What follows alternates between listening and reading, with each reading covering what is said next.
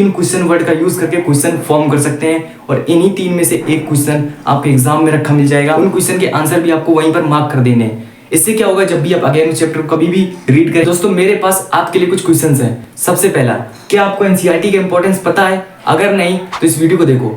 क्या आपको एनसीईआरटी पढ़ते वक्त नींद आती है? अगर हाँ तो इस वीडियो को देखो। क्या आपको एनसीईआरटी पढ़ने के एक दिन बाद ये बिल्कुल भी याद नहीं आता कि कल आपने क्या पढ़ा था? आप सारी चीजें भूल जाते हैं? अगर हाँ तो इस वीडियो को देखो।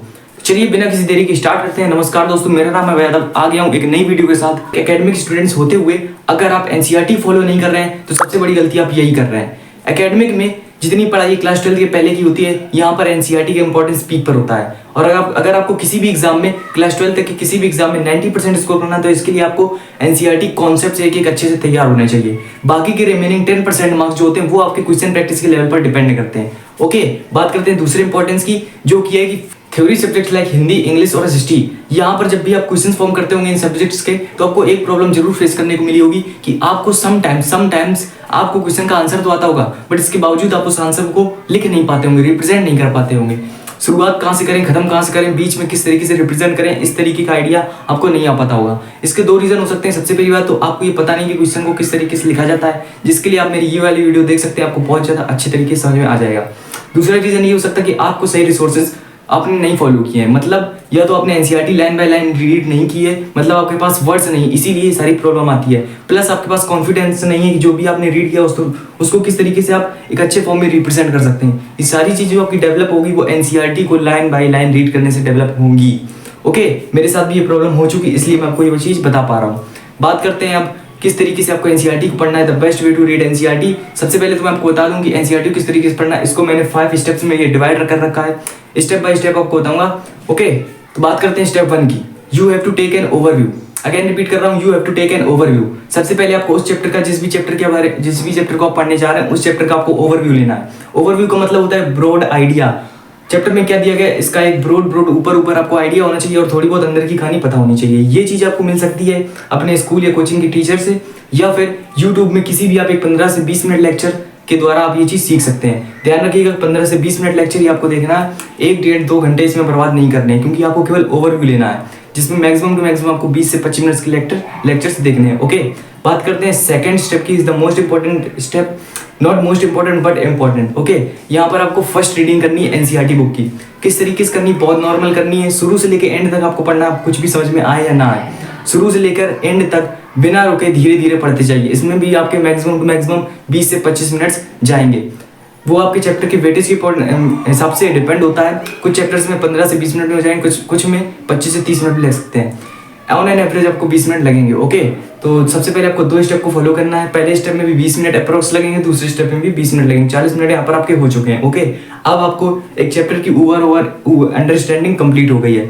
नाउ बात करते हैं थर्ड स्टेप की। यहाँ पर भी आपको एनसीईआरटी को शुरू से लेकर एंड तक ही पढ़ना है, बट यहाँ पर एक इंपॉर्टेंट चीज जो करनी है वो ये करनी है कि आपको फॉर एग्जाम्पल कोई भी चैप्टर है वो पैराग्राफ के फॉर्म में होगा, कुछ पैराग्राफ होंगे, कुछ सब लाइन्स होंगे, हेडलाइंस होंगी, वहां पर पैराग्राफ्स दिए होंगे।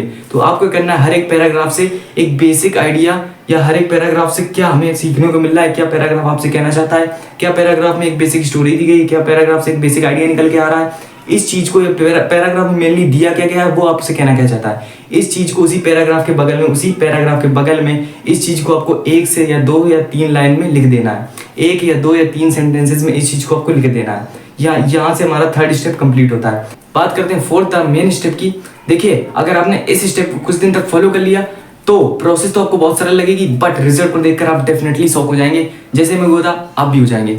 ओके, तो बात करते हैं फोर्थ स्टेप की। देखिए, यहाँ पर आपको क्या करना है, यहाँ पर आपको थर्ड रीडिंग एनसीईआरटी की माननी है। किस तरीके से माननी है ये बात बहुत गौर से सुनिएगा। 2 रीडिंग आप ऑलरेडी मार चुके हैं, स्टेप 2 में और स्टेप 3 में। स्टेप 4 में भी आपको तीसरी रीडिंग माननी है। यहाँ पर आपको क्या करना है, किसी भी पैराग्राफ जिन पैराग्राफ की आपने 2 से 3 सेंटेंसेस में एक शॉर्ट में लिख लिया, उस पैराग्राफ में दिया क्या गया है बेसिकली इस चीज को आपने लिख लिया है, उन्हीं पैराग्राफ में आपको क्या करना है, जाकर क्वेश्चंस छांटने, क्वेश्चंस फाइंड करने, क्वेश्चंस क्या करने, फाइंड करने। जिस तरीके से एग्जामिनर क्वेश्चन फाइंड करता है उस तरीके से आपको भी क्वेश्चन फाइंड करने हैं। क्वेश्चन फाइंड कैसे करेंगे, इसको कुछ लोग WWH रूल से बताते हैं, मैं आपको बताता हूँ WWH रूल होता क्या है। देखिए, पैराग्राफ के जब आप क्वेश्चंस फाइंड करेंगे तो आप क्वेश्चंस कैसे फाइंड करेंगे, WWH रूल से फाइंड करेंगे। WWH मतलब होता है what why how, what why how, what why how. इस तरीके से आप उस पैराग्राफ में इन 3 क्वेश्चन वर्ड का यूज करके क्वेश्चंस फॉर्म कर सकते हैं। इन 3 क्वेश्चन वर्ड का यूज करके क्वेश्चन फॉर्म कर सकते हैं और इन्हीं 3 में से एक क्वेश्चन आपके एग्जाम में रखा मिल जाएगा।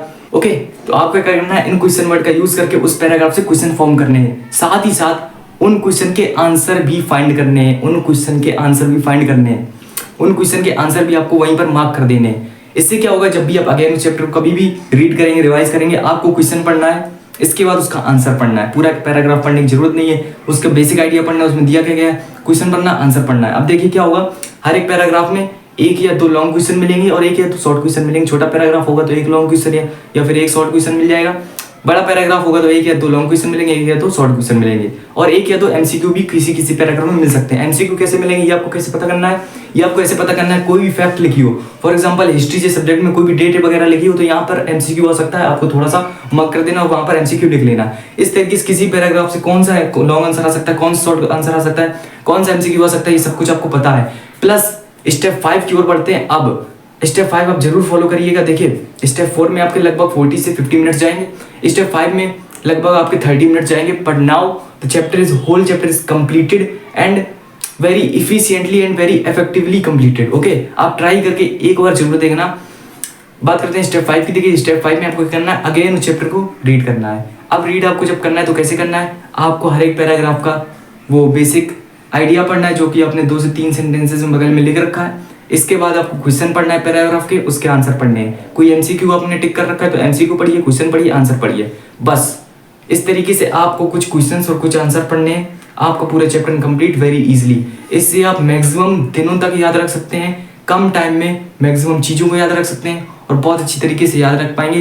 बिलीव मी, एक बार आप जरूर इस चीज़ को फॉलो करके देखिएगा। ओके, इस तरीके से आपका स्टेप 1 में लगे थे लगभग 20 मिनट, स्टेप 2 में लगे थे 20 मिनट, स्टेप 3 में लगे थे अप्रॉक्स 20 से 30 मिनट, इसके बाद स्टेप 4 में भी अप्रॉक्स 40 से 50 मिनट लगे और इसके बाद स्टेप 5 में भी अप्रॉक्स 30 मिनट्स लगे। तो इस तरीके से आप किसी भी चैप्टर को ऑन एन एवरेज, कोई चैप्टर बड़ा होगा, कोई चैप्टर छोटा होगा, तो छोटे चैप्टर कुछ 2 घंटे में भी खत्म हो जाएंगे, बड़े चैप्टर कुछ 3 या 3.5 घंटे में भी खत्म हो सकते हैं बस। और जो नॉर्मल अगर मैं एवरेज निकालें तो आपका 3 घंटे में इस स्ट्रेटजीज कोई भी चैप्टर कंप्लीट हो जाएगा। इंग्लिश और हिंदी जैसे चैप्टर तो 1 से 1.5 या 2 घंटे में कंप्लीट हो जाएंगे टोटली। इसके बाद आपको क्वेश्चन प्रैक्टिस कर लेनी है नॉर्मली, बस आपका होल चैप्टर कंप्लीट।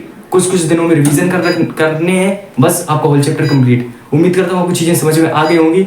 ऐसी हेल्पफुल वीडियोज़ के लिए कमेंट कर दीजिए, जो भी आपका डाउट वगैरह हो, जो भी आपकी प्रॉब्लम वगैरह हो तो कमेंट कर दीजिए। मैं अगली वीडियोज़ पर जरूर बनाऊंगा। Thank you so much. चलिए मिलते हैं अगली वीडियो में, तब तक के लिए धन्यवाद।